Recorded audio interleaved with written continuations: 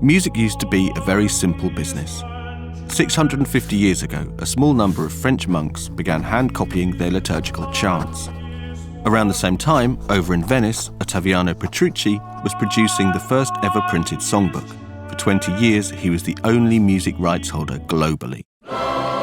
Meanwhile, everyday people and musicians simply sang and played what they liked. Everyone was, if not happy, at least understanding of how things work. Then, in 1765, English legal scholar William Blakestone enshrined in law the idea of intellectual property. 12 years later, music composition itself became copyrightable and the music publishing business was born. In 1793, French polymath Beaumarchais created the first copyright collection society, while a young nation known as the United States of America confirmed its own music copyright laws in 1831.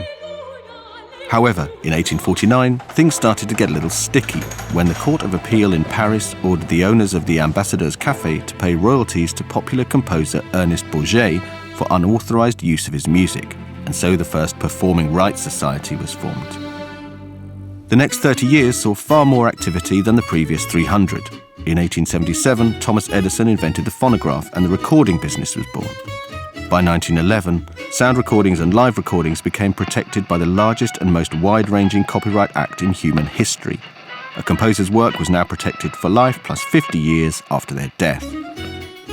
In 1920, America's first commercial radio station, KDKA, began broadcasting. Within 6 years, 5 million US families had purchased radios.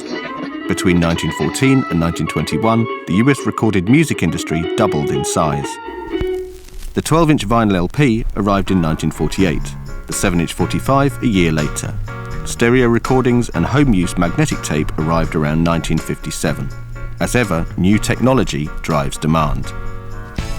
In 1970, the World Intellectual Property Organization was formed, giving global coverage to rights holders.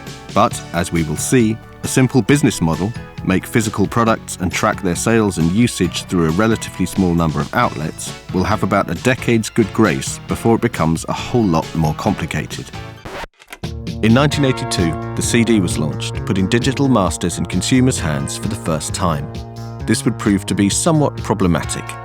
In 1988, the first CDRs were launched, meaning people can now burn their own CDs. The age of endlessly replicable digital copies had arrived. The first internet browser was released to the general public in August 1991. That same year, the MP3, a compressed music file, was created. But it would be 6 years until mp3.com, the world's first subscription music sharing website, would launch. 6 months later, emusic.com launched, allowing MP3 files to be downloaded. In the summer of 1999, Napster was launched, and a music sharing free-for-all erupts. It takes 2 years for the law to catch up and for Napster to be shut. But the future has arrived, and the IP genie is now out of the copyright bottle. A music business built on the transference of physical products had no idea how to tackle the P2P swashbucklers at the Pirate Bay. Shortly after Napster shut, Apple launched the iPod. More than 200 million are sold. In 2003, they launched the iTunes Store and sold 500 million tracks in 2 years. Between early 2004 and autumn 2010, Facebook, YouTube, Twitter, Spotify, and Instagram all launched. In 2016, TikTok arrived, heralding a whole new age of copyright manipulation and exploitation, all available on that device in your pocket that is basically an iPod with a camera and web browser attached. Today, Apple makes around $30 billion each quarter with sales of $124 billion. The recorded music and publishing industries combined generated around $60 billion in the whole of 2021.